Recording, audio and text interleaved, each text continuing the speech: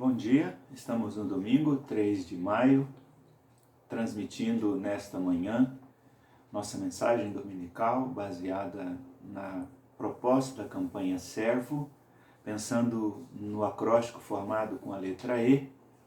Nesta manhã quero falar um pouco sobre exortar os irmãos da igreja local e os demais indivíduos a quem a gente tem alcance, oportunidade e chance de falar.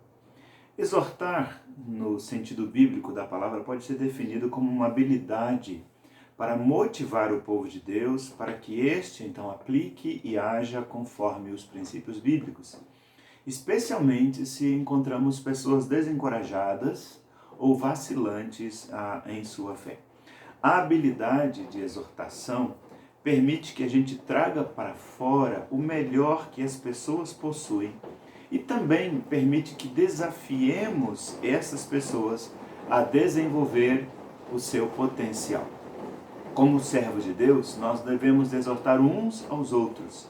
E então, hoje, baseado no texto de Filipenses, capítulo 2, quero pensar um pouco sobre essa tarefa que todos temos de exortar uns aos outros. No verso 1 de Filipenses, capítulo 2, a gente descobre que o servo de Deus deve ver a sua vida baseada na pessoa de Cristo. Verso 1 diz assim: se por estarmos em Cristo nós temos alguma motivação, alguma exortação de amor, alguma comunhão no Espírito, alguma profunda afeição e compaixão. Alguns desafios aqui para que nós, como servos do Senhor, possamos praticar essa disciplina importante da exortação mútua. A vida do servo baseada na pessoa de Cristo nos oferece motivação. Quantas pessoas deixam de servir ao Senhor por falta de motivação? Quantas pessoas deixam de viver a sua vida cristã vitoriosa por falta de motivação? É verdade que a gente anda buscando motivação onde não devia, porque a própria vida em Cristo já é repleta de motivação.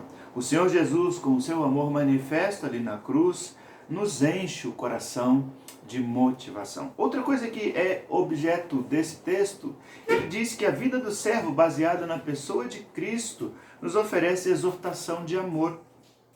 Quantas pessoas deixam de servir ao Senhor porque faltou alguém que lhes exortasse? Quantas pessoas deixam de ver uma vida cristã vitoriosa porque faltou alguém ao seu lado para lhe encorajar? A vida em Cristo é em si mesma repleta de exortação, mas também o Senhor Jesus, com o seu amor manifesto ali na cruz, nos enche de encorajamento e também de exortação. Ainda nesse verso 1, a gente observa que a vida do servo, baseada na pessoa de Cristo, oferece comunhão no Espírito. Quantas pessoas deixam de servir ao Senhor por falta de comunhão? Quantas pessoas, irmãos, têm deixado de ver uma vida cristã vitoriosa por essa falta de convivência, ora conosco, ora com o próprio Senhor. O Senhor Jesus, com o amor que manifestou por nós ali na cruz, fez todo o possível, criou a caminhada para que pudéssemos ter comunhão com Deus e comunhão com os nossos irmãos. A vida do servo, baseada na pessoa de Cristo, nos oferece uma profunda afeição. O verso 1 fala sobre isso aqui em Filipenses capítulo 2. E aí eu pergunto, quantas pessoas deixam de servir ao Senhor por falta de afeto? Quantas pessoas deixam de ver a sua vida cristã vitoriosa por falta de amor a Deus e amor à sua obra? Olha, irmãos, quando a gente começa a padecer da falta de amor, a gente deve olhar para a cruz. Ali está a maior declaração do amor do Deus Pai, do Deus Filho e do Deus Espírito Santo. É um amor sobrenatural que deve inundar o nosso ser e nos estimular a cuidar uns dos outros. A vida do servo baseada na pessoa de Cristo também nos oferece profunda compaixão.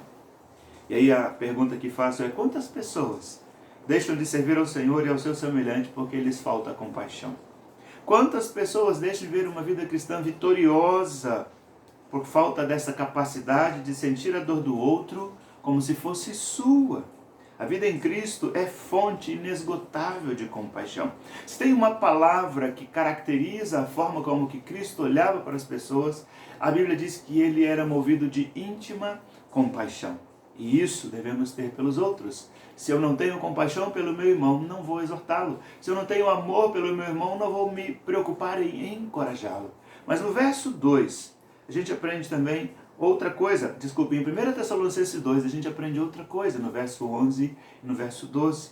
Esses versos dizem que o servo deve viver a sua vida baseada não apenas na pessoa de Cristo, mas também na palavra de Cristo. Olha o que dizem esses dois versos. Pois vocês sabem que tratamos cada um como um pai trata os seus filhos, exortando, consolando e dando testemunho para que vocês vivam de maneira digna de Deus, que os chamou para o seu reino de glória. O que esse texto me permite afirmar é que a vida do servo baseado na palavra de Cristo nos oferece a oportunidade de exercermos paternidade espiritual. Assim sendo, como pais espirituais, devemos educar e exortar os filhos na fé. E a pergunta é: você tem quantos filhos na fé?